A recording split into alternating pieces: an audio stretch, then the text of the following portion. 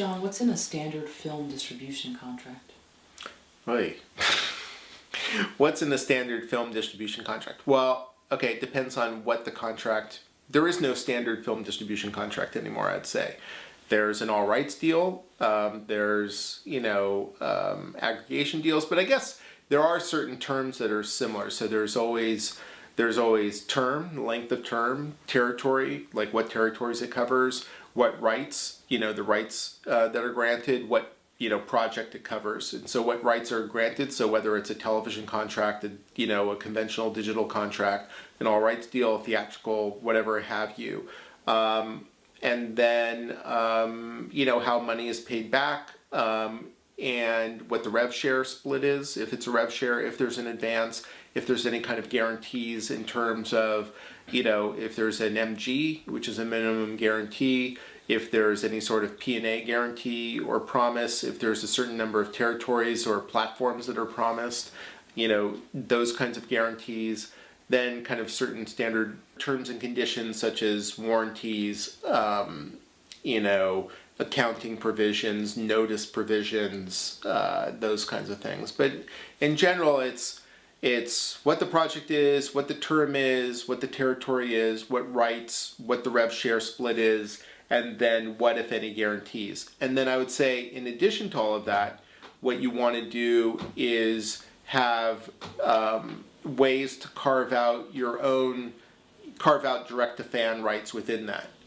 Part of the rights that you would give in terms of, are not just in terms of the scope of rights, in terms of what rights territory it is in terms of digital television, but also whether it's exclusive or non-exclusive, and even if it's exclusive, if there's any sort of direct-to-fan exclusion out of that. And then, so John, out of those terms, how can you negotiate? What can you negotiate? What belongs to you? What are you giving away?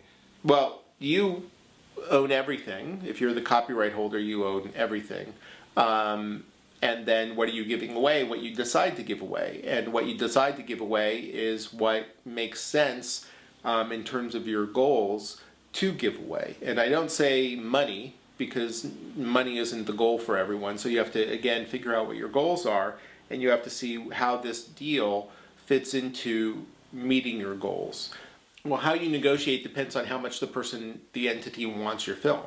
If there isn't a great desire on the part of the entity who's the distribution company acquiring the film, then you don't have really great leverage. They might like it enough in order to put it on their platform, but they may not like it much more they may not give you a minimum guarantee, for instance. And so, if they really want your film, which is what, classically happened at Sundance with bidding wars, when you had multiple entities wanting your film, and then you could negotiate for more. So generally, the amount of power you have and what you can ask for is determined by essentially how many people want your project.